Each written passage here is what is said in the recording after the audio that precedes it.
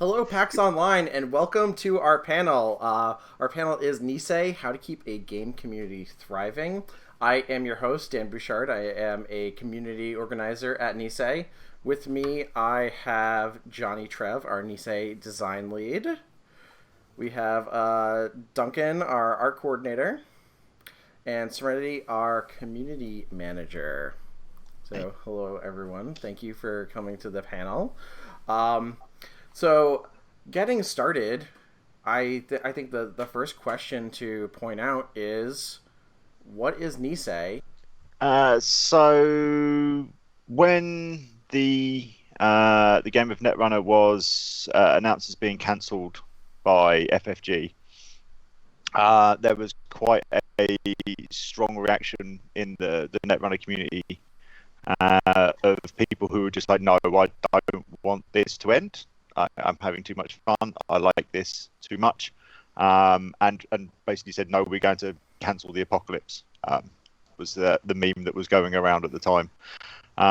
They put together a group of people who, for various reasons, were considered to be good choices to make the selection, but did not want to actually take part in Nisei themselves, to form a selection committee who worked out what roles they thought were needed, wrote up the adverts for them, the questions in the interview pack, and then did the interviews and some second rounds of questions before ultimately selecting 8 people to sit on the board to take it from there.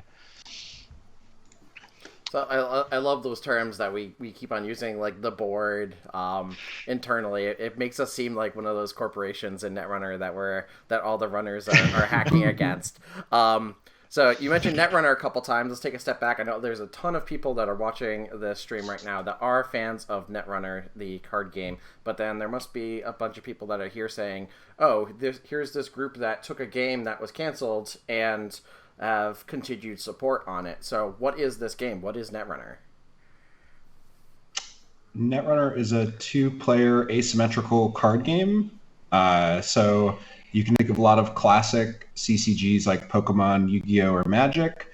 It has a lot in common with those games in that you build decks to play against other players with. The main distinguishing feature of Netrunner mechanically is that it's asymmetrical. So when you play a match of Netrunner, you'll play one side as a hacker called a runner and one side as a corporation, which we just call the corp. And one, I think, kind of unique feature about the game as well is it's set in a sort of future cyberpunk dystopia rather than a like sort of purely fictional or magical or monster fantasy setting. So it features a lot more human characters and a lot more references to the physical world we live in now. And that kind of cyberpunk aesthetic and genre, very, very hot right now, right? Like, Yeah, it's very I've heard. much something that's the top of everyone's minds.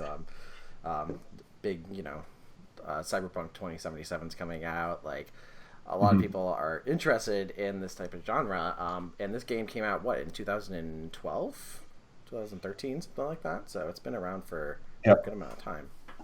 Yeah, and 1995? 1995 was the original, yeah. Right. And I think, I mean, that they had a lot of references to like dial-up modems and stuff in that game. Like Cyberpunk was a pretty new thing. Some of the art in the original set is great and horrible at the same time. Yeah, a lot of early 3D art. Third iteration of this game so far. Yep. Yeah. So one of my favourite ways of describing Netrunner is that the runner is trying to solve a puzzle that the corporation is creating. So you're not trying to do the same thing. The corp's trying to keep the runner out, and the runner has to find ways of getting in. So it's 2 very different skills that the game is trying to get you to use. And the cards are completely different. You can't have a runner card in a corp deck, and vice versa. It's like you have your runner cards and you have your corp cards. Yeah. So you mentioned a little bit, Serenity, on how Nisei got started. Any more insight on that process? Like when did that happen? That the game cancellation announcement came out in I think May 2018. The first announcement by the what they called the acting board of Nisei was probably about 3 days later. The recruitment finished in August, and the board were announced just before the last FFG World Championships, which was where most of us got to meet each other for the first time. That was in October, I believe. That was something like that, yeah. And I think I remember there was a big thing that Fantasy Flight had to basically end support by the end of October. Maybe it was November, around that time frame. Yeah. October the 23rd, if I remember right, because that was the start of 7 days worth of articles from us outlining our future plans. We thought we'd let FFG finish their stuff, and then we ran with it, at which point we started recruiting people to help us out, because you can't do it with just 8, the size of the organisation we needed. Yeah. And we've eventually gone up to, I think we have 62 people in our general Slack channel. Nice. That's a couple of people who have left but have hung around because they're kind of like a family. So let's go into that a little bit. You're saying there's 62 people. Those are all volunteers, right? Nisei is a completely volunteer organization. How does that impact some of the day-to-day work that happens or week-to-week work that happens in an organization like this? So the downside being, because everyone's pretty much got a full-time job alongside it, timescales are not as fast as you would find in organisations where you've got people doing a 40-hour work week. On the other side of that coin, everyone who is there wants to be there. They're not doing it out of any kind of, well, I need to pay rent. And also, because it's a volunteer org, if you find yourself pushed and there's something needs doing, you don't have anyone who's got the space to handle it, just recruit someone else. Just like, hey, we're looking for someone who needs to do this. Like, anyone want to volunteer?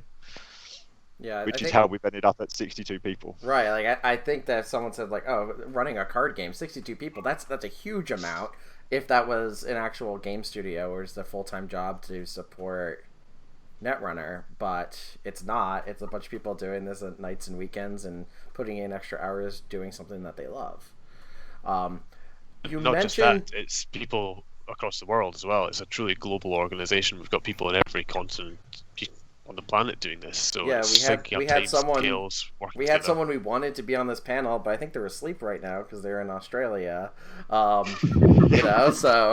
and that actually is a downside for some things where we tried to schedule all hands meetings with everybody, and we have to record it for some people because it doesn't work with everyone's schedule. Mm-hmm. Nice. You mentioned, Serenity, the Fantasy Flight games wrapping up their support, and that ended in the fall of 2018. I remember, as someone that was not part of Nisei at the time, that pretty quickly after that there was some announcements around different balance changes and putting out and some plans pretty quickly, and I think that's important if we're talking about how to keep a game community thriving. Can we talk a little bit about what were the short-term plans of the organization and what were kind of the longer-term things that got implemented later? Yeah, so we knew that starting from scratch without any kind of playtest set up, with only one designer while the recruitment for the design team was ongoing, we weren't going to be able to bring out a set as quickly as we wanted. So we first thing we did pretty much was announce recruitment. Like the moment we got together, we were like, okay, what roles do we need? Bang, let's start recruiting for it. Then we announced a new version of a core set and a new ban restricted list in order to keep the meta shifting, because one of the problems you will find is that if there's no content and the game doesn't change, people will drift away. So because the meta becomes solved and people become bored of playing the same games over and over again. So you've got to mix up the goalposts a little bit, which was pretty much the first things that came out. And with that new core set, that was just taking existing cards and making up a list that's saying here's the ones that are in the current standard play and here's the ones that have rotated out of play, right? Like there was cards that Fantasy Flight kind of banned or they rotated out, and maybe bringing some of those back in. So using so that was one of the last things. Yeah, that was one of the last things that FFG did, was to bring in the 2.0 core set, which rotated the first 2 cycles of the game, but saved some of the key cards by putting it in the core set, while at the same time opportunity to drop some of the problematic cards from the original core set, or the cards that just had never gone anywhere because they were underpowered by the time the meta had shifted. We had 6 cycles out by that point, maybe even 7. We just went, well, that worked for them, let's put our own version of the core set out, with what we think play should be like, save some of the important cards. We also took the opportunity to rotate out one of the boxes that was, it wasn't particularly unbalanced, but it was very heavily weighted towards only half of the factions, so we got rid of that to bring a little bit more balance to the game. So when we talk about supporting a game like Netrunner, what's the main things that Nisei does? So we've talked about some of the balance changes, but there's also new product development and tournaments that are run, right? Can we talk about like the big things that Nisei has kind of done over the past almost year and a half, 2 years now? So we've, on the OP front, organized play front, we have released 5 quarterly game night kits, which are available print and play from our suppliers for people to just buy and run events for. We've run 2 store championship seasons, 2019 and 2020. Last year we also had a regional season, a national season, and we ran 2 continental championships plus a world championship in Rotterdam, which was the first world championships outside of the US and had nearly 300 people attend. Which is, I think I did the math, and I think that was like the second most attended Netrunner Worlds ever. Yeah, like that's been going on since 2012, and it was just this. I think people were concerned at first, where a lot of people were like, "Oh, it's been like 200, 300 people going out to Fantasy Flight HQ to go to Worlds. Are we going to get those same numbers on the other side of the globe?" And the answer is yes. Yeah, it was the second biggest after the last FFG one, and one of the things we'd said from the beginning was people were like, is there going to be a World Championships? Like, there is. Even if we end up having to lose money on running it, there is going to be a World Championships, because that is stuff that the game community deserves. Like, people deserve a chance to fight to prove that they're the best of those that could attend. Fight to prove they're the best, or just hang out and have a big party with all your Netrunner friends, which I think is what a lot of people really are excited about when they go to a big tournament. Yeah, I mean, I'm certainly not a competitive quality player, so I go mainly to hang out with people. Yeah. And this year the pandemic has somewhat put a bit of a kibosh on some of the organised play, so we've had no regionals season this year, but we have recently run 4 major online events, totaling somewhere around 400 players. 300 unique players in the 3 continental championships. 3 continental championships, and then a charity organization for Black Lives Matter. Mm-hmm. Right, and that was huge. During which we raised $12,000. $12,000. That's an insane amount of money. So that's yeah, I wasn't expecting 8. And so you just mentioned something important about Netrunner, the card game. a physical game where you go to a game store and you picked up cards from Fantasy Flight, or you can go and do the print and play, which we can talk about in a little bit. But with the pandemic and everything, and even beforehand, those people that like to play Netrunner, maybe a little bit. There's a bunch of software engineers and coders, so there's an online version of Netrunner that people can play, and I think that's what's allowed the game to survive. Everyone staying at home for 6 months, right? So Jinteki.net has allowed people to play the game. Mm-hmm.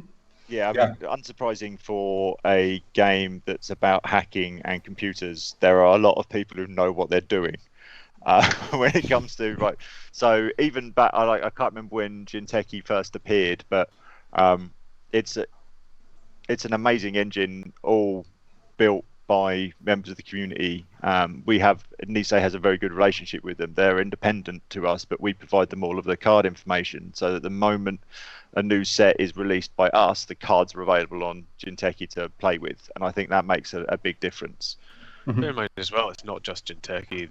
You can still play Netrunner on other platforms like Tabletop Simulator. I think Ogden's still possibly even out there somewhere in the depths of the internet.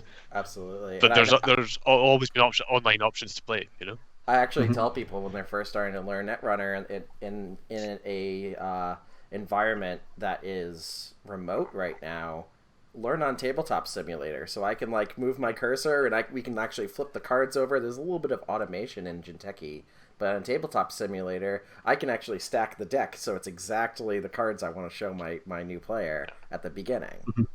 Yep. And a tool like that has been important from the design and playtesting perspective, right, Jonni? Can we talk about that a little bit? Yeah, definitely. So the Jinteki.net team is not really formally a part of Nisei. They're a fan group of coders that sort of originally started by, I believe his username was MTG Red, but he's an old school Netrunner player, and he sort of brought up this. He sort of started coding Netrunner basically in a web browser, and that's how Jinteki.net came to be. Eventually, he moved on from the game and from the project, but it was an open source GitHub repository, so it sort of got picked up by some of the other programmers in the community, and that is a sort of thriving and ongoing part of Netrunner today, is this sort of active development where if you're a programmer and you like Netrunner, you can help make Jinteki.net better. They implemented lots of things very recently. They were working on things like visible pronouns, having a mute list, just sort of lots of features that you might see in other games or on other social platforms, sort of being implemented into the game, and of course tons of usability changes to make the game play better and feel better in a more automated setting, like you said. So that's not even really a part of Nisei, but I think it is very much. We talk to them a lot, obviously, and we give them, when we're going to release cards, we have them working on implementing the cards as we're playtesting them, so our playtesters can use Jinteki.net as well. So they're a part of Nisei in the sense that we work super closely with them, but they are their own sort of independent group of coders making this platform exist, which is really cool, I think. I do want to get into design, art, and even talking about the sets that Nisei has come out with before. I do want to talk about the stuff in the future, but I also want to talk about the stuff that Nisei has accomplished. But first, you mentioned something that smart top of my mind is they implemented a pronoun setting in Jinteki.net, and the inclusivity of Nisei and the entire Netrunner community, I think, is a big part of its success. Can we talk about that a little bit? Yeah. Okay. You go first, Jonni. Oh, I was going to say that Netrunner was probably the first game I played that was very actively inclusivity focused. I think that's probably true for a lot of people who played Netrunner, and a big part of the reason why a lot of us were drawn to it. I remember 6 years ago, my partner and I have been together almost 10 years, and over the years I've tried to get to teach her a lot of games, and I really strongly remember playing Netrunner and trying to teach her how to play Netrunner 6 odd years ago, and her seeing Andromeda, who's just a female woman character in the game, and being like, oh wow, she looks really cool. I want to play as her. She looks sassy. And I was like, I mean, she is sassy. And I was like, very cool, right? And then she actually looked through the cards on Netrunner DB, which is our platform for viewing cards, and actually saw a lot of the characters that she really liked that had that shared a gender with her, and like she felt like represented and included, which is really different from a lot of games. A lot of games just have like a lot of just like like basically white cis male characters. So Netrunner, broadly speaking, that was one of the big things that really turned me on to Netrunner, is that there's this active attempt to include lots of different people in it that you don't really see in most games, especially in the card game genre. You see it a lot of tokenization from other companies where it's like, they just sort of like, there's not like a really fully fleshed out attempt at diversity. It's just sort of like adding characters for the sake of it. But with Netrunner, I think it's always been like a strong emphasis on world and lore and making like believable human characters. Serenity, Yeah, that was so that was one of the key things that one of the original designers, Damon Stone, has talked about a few times, and the reason actually I invited him to be one of the commentators on our Black Lives Matter competition, because hearing him talk about diversity and inclusivity in this is very, like, reminds me why we do what we do. So I think of the original 30 odd runner characters, there are like there's only 3 of them are white, because you look around the world and there's a lot of people out there who aren't white and they need to be represented. And as Jonni said, you look at a game and you see someone who is like you, that makes you want to play it more because you become more invested. So the fact that the original designers at FFG did all of this amazing groundwork, so there are non-white characters, there are gay characters, trans characters, non-binary characters, like they made a point of making sure that everybody could see themselves somewhere in the game, and that has had an impact on the community, because it means that all of the people playing, like, they don't have a problem with this. So you don't get anybody screaming about cultural Marxism very often in Netrunner, which makes the community more welcoming for those people, for minority people who turn up to events, which means that the people who would normally find themselves kind of like pushed out because they're not a straight white cis male, they become more passionate about it. So this has really helped us in Nisei. This is reflected in the makeup of Nisei, as you said. Yeah. Nisei is an incredibly inclusive and diverse organisation.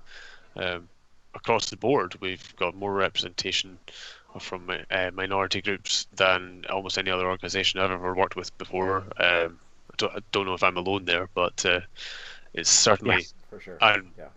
Hugely diverse organisation. I think that's one of our big strengths, is because we're able to bring so many points of view and different ways of approaching the development and the design of the product and views on the game. And obviously this has led to us being extremely passionate about the game itself. I mean, just due to the fact that we have this emotional connection through representation.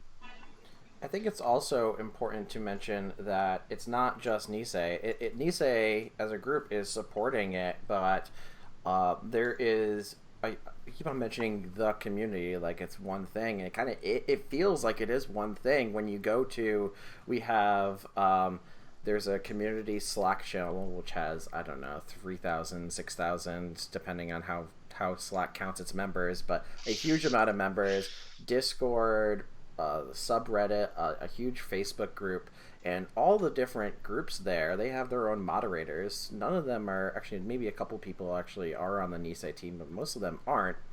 And even people that aren't moderators, if someone says something that's not okay, it gets shut down quickly, either by moderators doing something about it. Well, that's another thing. Is other people aren't afraid to say, Nisei does have, hey, hey, stop that. That's not okay here. Yeah. Yeah, I mean, when Nisei started, there was the question as to whether or not we wanted to like get more involvement in those community spaces, and like we said no, because this is actually a conversation I had with one of the admins from the Facebook group. Like we'd rather they remained independent and people could say what they needed to say in them without worrying about upsetting us. And we set up a code of conduct for Nisei controlled spaces, and most of the community areas have quite happily adopted the same kind of things if they didn't have them already, which most of them do. It's just fairly standard code of conduct stuff, just like basically don't be a dick. That's fair. That's fair. Golden rule. So you just mentioned something that segues to another topic I have in my list of topics over here. So we all used to be members of the community. We used to love the game, and Fantasy Flight used to put out new products, and we used to be excited about them and go to our Slack channels and talk about them with our friends. But now we're on the other side of the screen. We're the ones that are producing the Netrunner content and producing the articles and talking to the community. How has that changed your view on, or how has that impacted you all? It's a tough one to do, and like I've spoken to several people who are trying to do what we're doing but for other games, and that is something that I warn them that like you're going to have to develop a slightly tougher skin than you might be used to, because these are the people that you see as your friends. And sometimes their criticism is not going to be as nice as you would like. So you do have to toughen it up, and you also have to get very used to keeping secrets from your friends. Like previously, if you picked up on something, and you would immediately go to like all the places and be like, "Oh my god, did you see this?" Now you have to go there and sit there while other people are doing that. Oh my god, are they saying this? And you're like, I can't say anything, because we're not ready to talk about that yet. Mm-hmm. I have to sometimes I slip up fake lies or real lies. So I put out fake truths so that when I accidentally slip up, people know that, oh, Dan isn't a reliable source. He's really bad.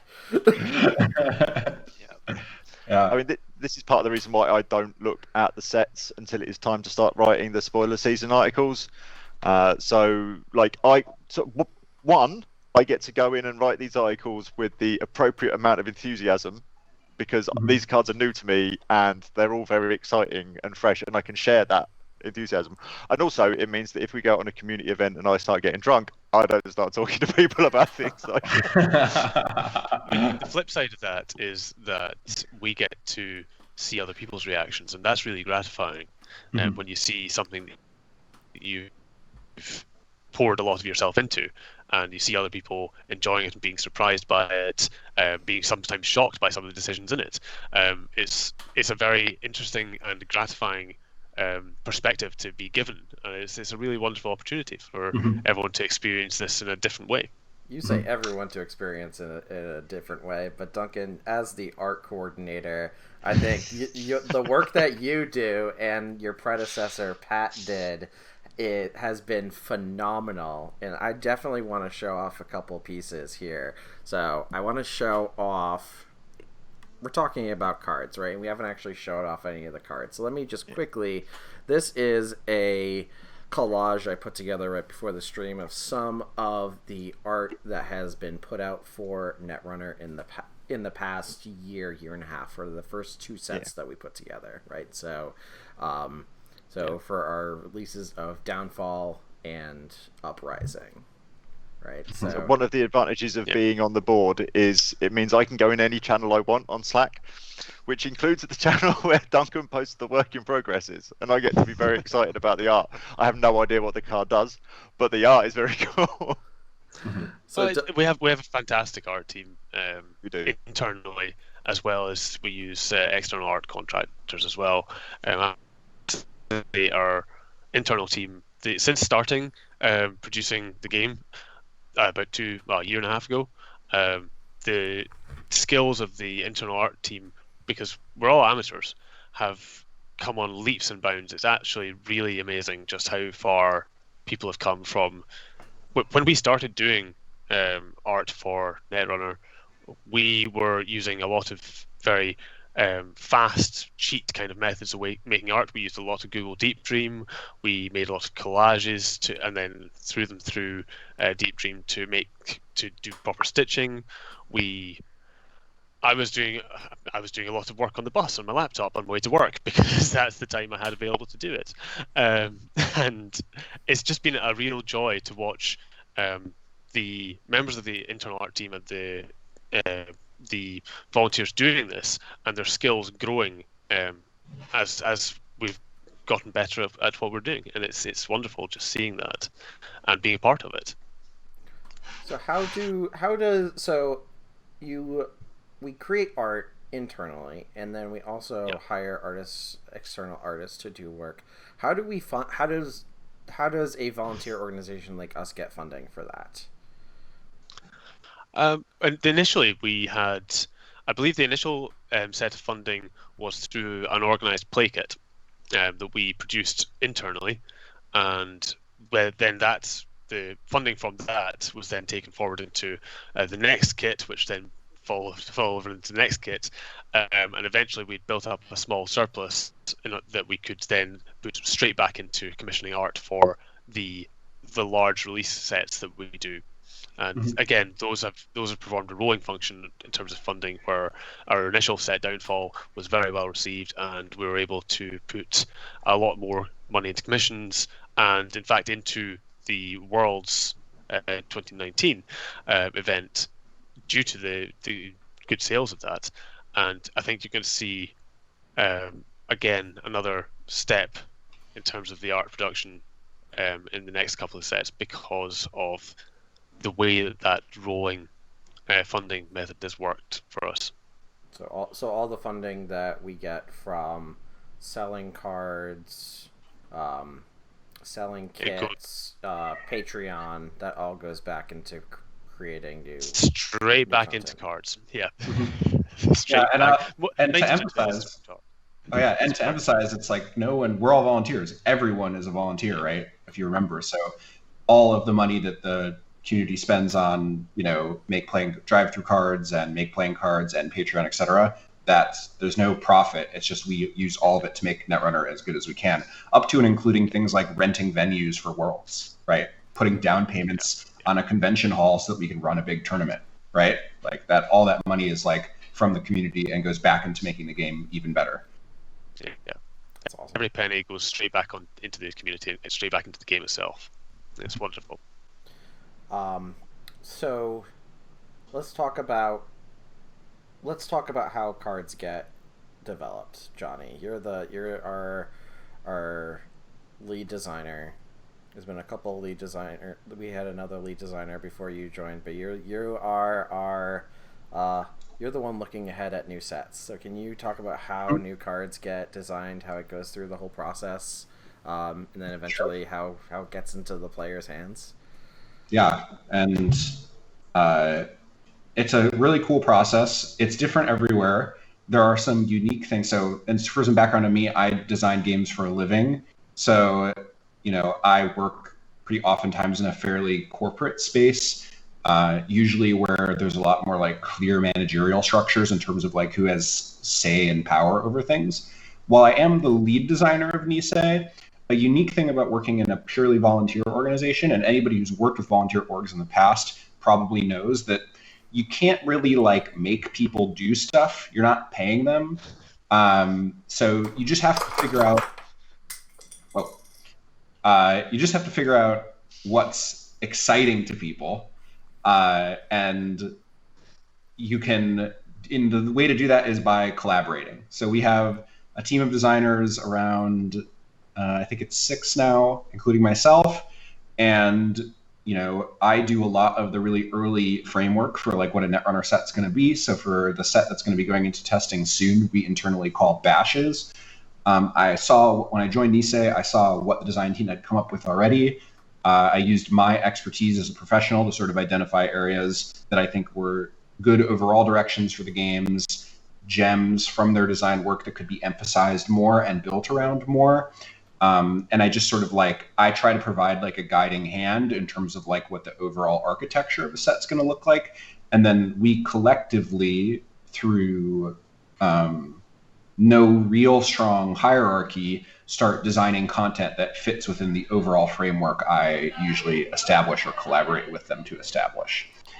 That's a process that's quite long, or at least it can be, many months of work. And for, the set bashes, which is coming out, after Gateway and Update, that is around 130 cards, but the sort of graveyard file of things that weren't up to our quality bar or didn't quite fit the set is well over 300 cards.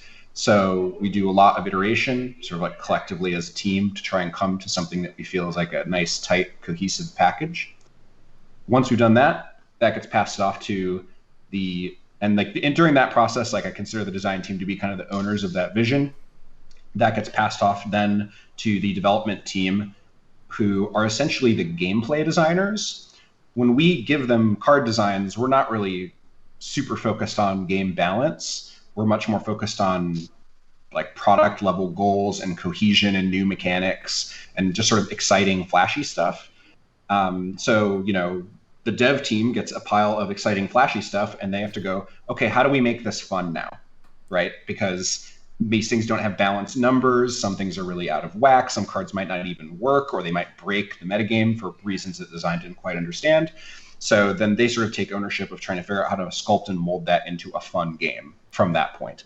And then we have an awesome team of volunteer playtesters, another entire wing of Nisei, which is dozens and dozens of people who volunteer their time to, and their scouts honor of not spoiling any of the scoops that we're giving them, to play the cards and give us feedback on them. And then that's a many-month iteration cycle from there, during which, as things get locked down, they get passed over back to the creative team, Krembler's art team as well, to sort of start taking some of the creative impetus behind the set, which tends to, think about it this way, a lot of the creative impetus behind a set is worked on with design at the very outset.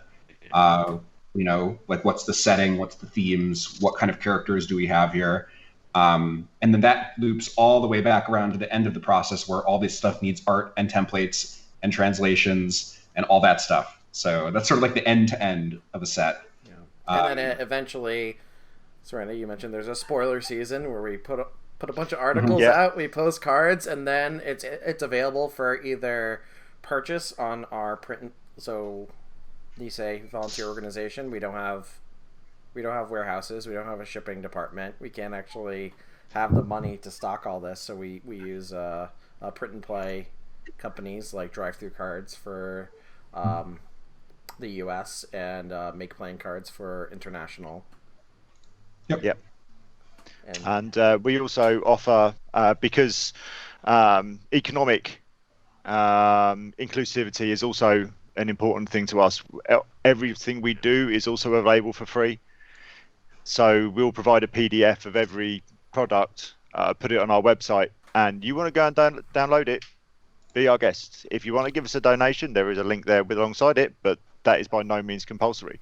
So people can just get the cards, print them out on their printers. It's what I did with the first set while waiting for mine to turn up. I was just like, right, okay, go to work, print them off while my boss isn't looking.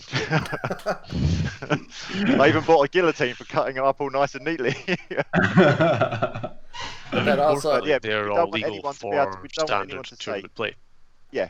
So this is a big thing from the organised play manager Austin, was because we know that cards are going to become hard to get hold of from the older FFG sets as time goes on. We didn't want anyone not to be able to play or to have less competitive chance because they couldn't get hold of a particular pack. So proxies are legal at every single Nisei event. They're ideally printed yourself. There are card scans around, fairly easy to find on the internet. We don't provide them, but they are out there. Or you can turn up to the event and say to the TO, hey, I need this as a proxy. Can you sort me out? and we provide some blank card templates on our site for the TOs just to write the details on. Yeah, that's fantastic. Yeah. Mhm. So we allowed people to get cards that way, and that's going to be how they get some of the new cards that are coming out. Jonni, you mentioned Gateway and Update, but we haven't talked about what those are. Now, all the Netrunner fans that are watching the stream right now will obviously know about it. It's what we've talked about for the last, I don't know, 6 months, but it's coming up soon. We have big releases in December. Can we talk about kind of what System Gateway and System Update are, and kind of how that ties into building a community, because they are kind of our new player products, right? Mm-hmm. Yeah, so System Update, I'll start with. That is sort of a semi-yearly release of content from the game's previous era when it was produced by Fantasy Flight. And we sort of like make, for this release of System Update, we'll have a bunch of new art, which hopefully we'll get to see, as well as, a sort of printable pack of, beautiful re-arted cards with the Nisei template and Nisei card backs.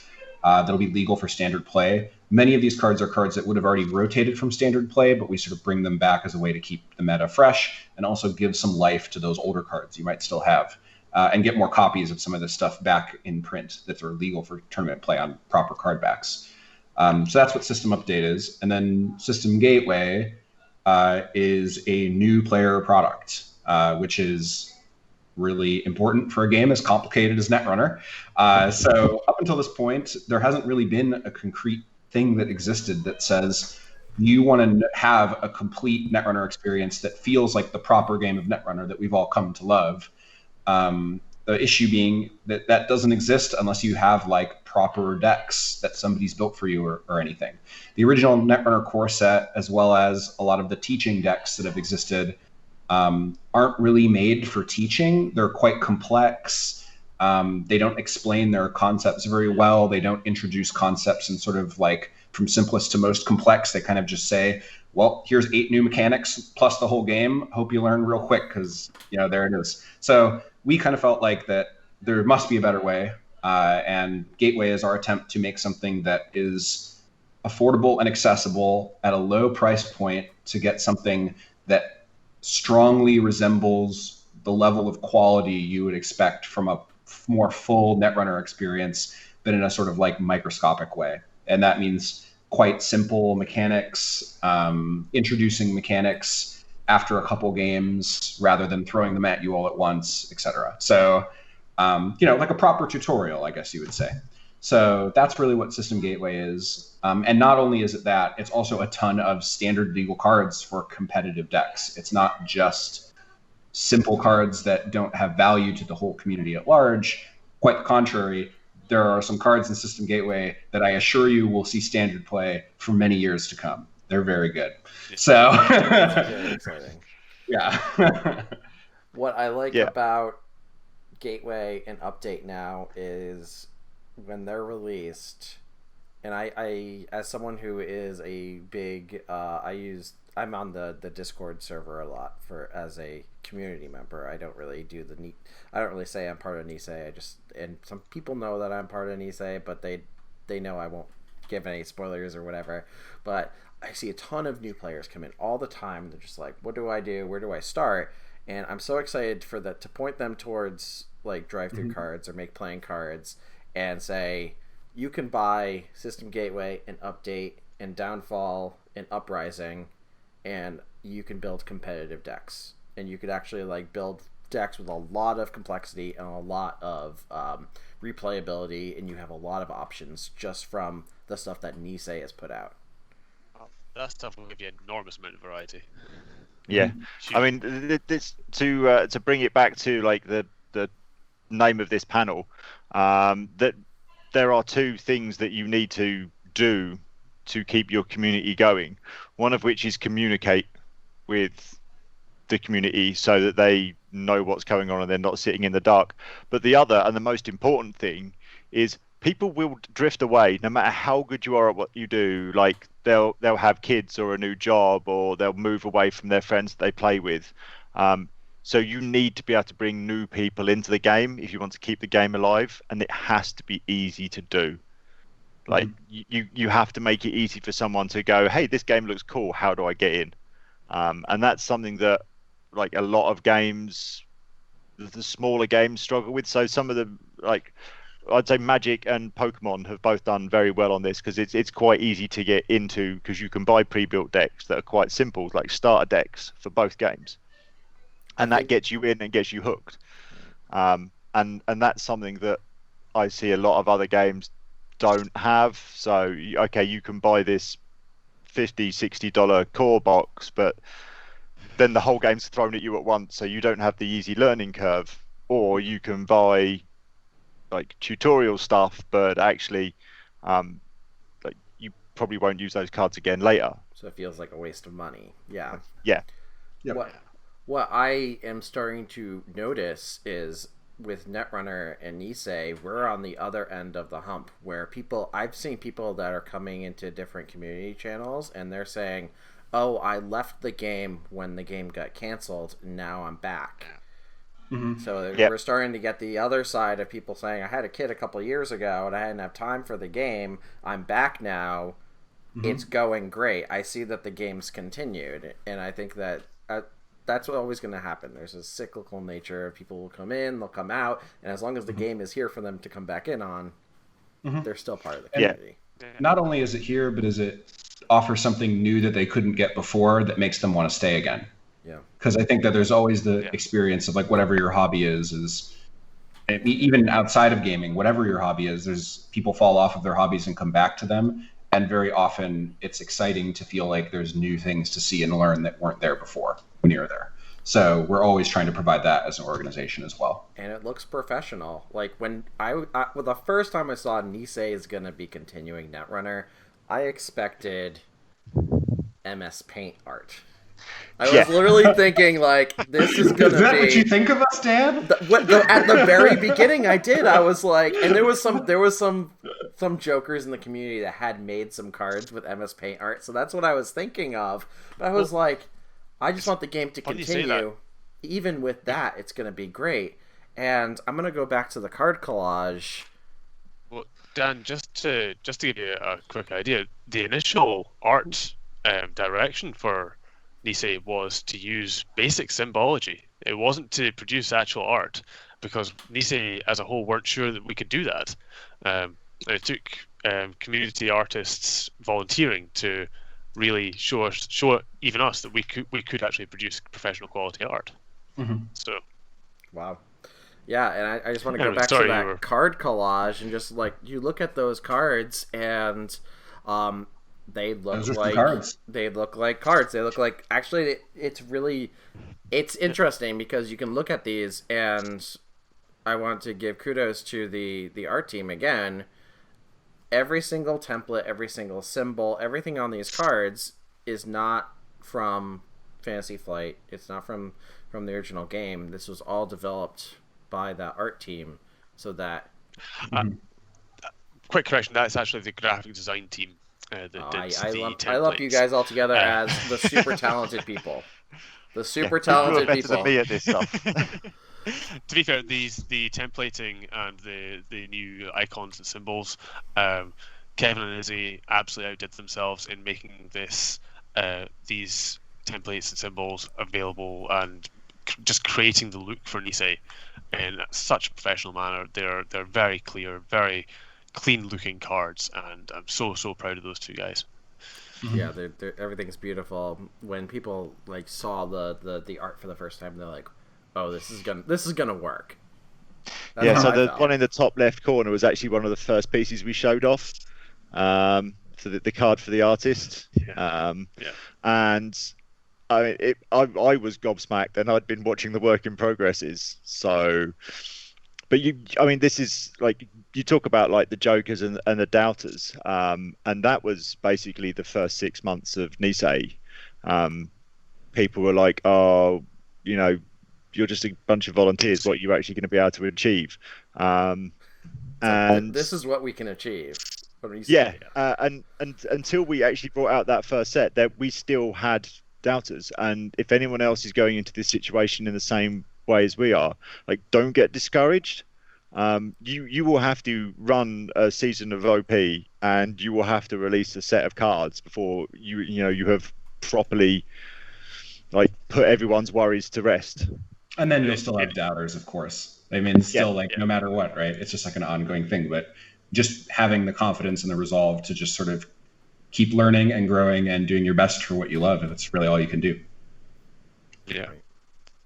And it sounds so facile, but honestly, having the cards look good is actually a hugely important part of everything continuing, because it keeps people interested, it keeps people's attention, and it's the first thing people see when you pick up your cards. So the first thing people see, Duncan, let's talk about it. You gave me, I came to you begging you. I was like, Duncan, let's get something cool on this panel. I don't want to just have this just be for the people that haven't heard of Netrunner before. I want the people that are part of the community to get something out of this. And you gave me a couple really cool collages of art. They're not full art, but there's some collages of some stuff. So which one should I show the group first? So Gateway or Update? Let's have a look at Gateway. Okay, so I'm gonna pull up the Gateway art right here, and this is the first time people will be seeing these pieces outside of Nisei. Yeah. So these are little snippets. These are not full pieces, as you say. These are tiny little spoilers that people can have a look at, and you can discuss amongst yourselves as to what you think they might be.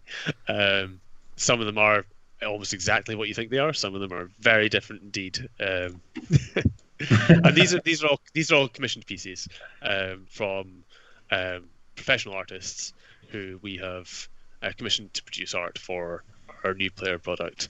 So there's a quick look for all our community members to have a look at some of the new stuff that's coming out for System Gateway. Yeah, and then we have Update here. Different vibe. How do you feel about these? Well, System Update, we had an internal discussion with about System Update. System Update is almost 100% produced by the in-house art team. All these pieces you can see here are, again, smaller snippets of the actual art in the cards, and again, you can probably have a discussion amongst yourselves about what these could be, because these are all cards that people in the community already know. These are very familiar, but again, these are all done by the internal art team, and you can see that some of the skills that they've developed over the past year and a half have been phenomenal. The art quality has gone absolutely through the roof. And so let the speculation begin here. To be able to be involved myself in that. Absolutely.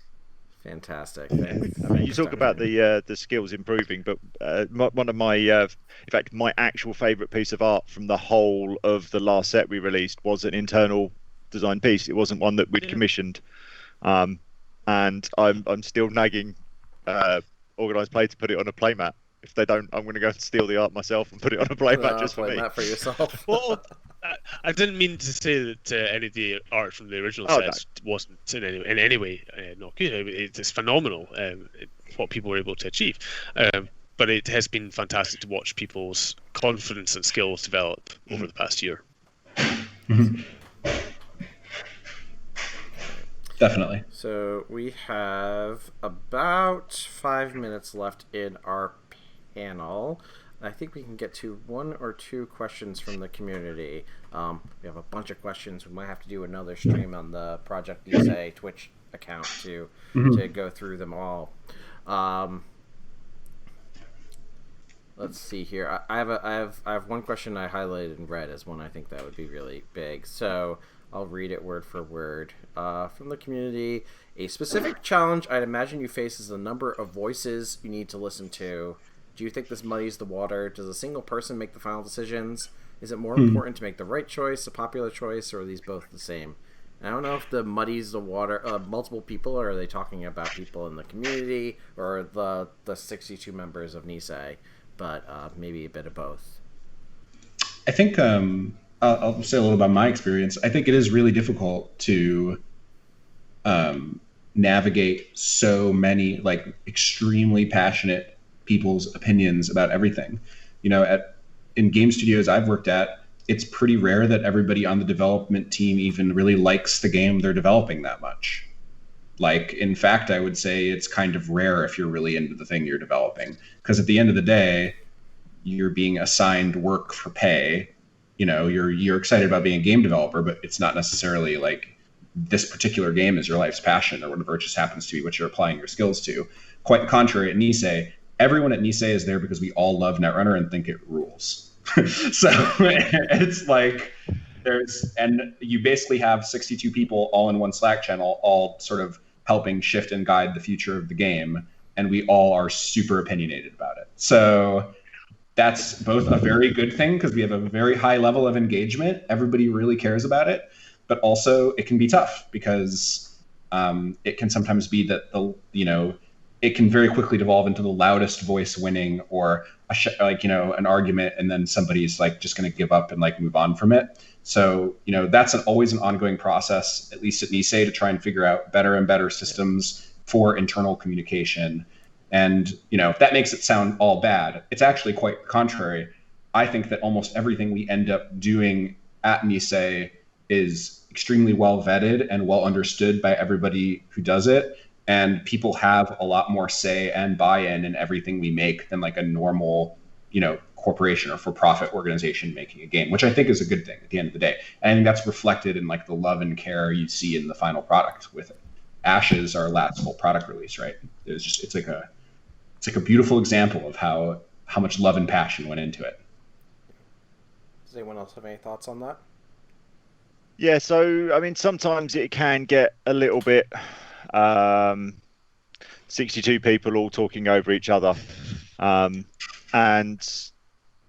it's something that we've struggled with, because at the end of the day, we don't want to have the board overrule everyone else if we think something's a bad idea. So most of the time we will spend our time trying to convince people, and if we really can't convince people, we go back and we try and look at stuff again.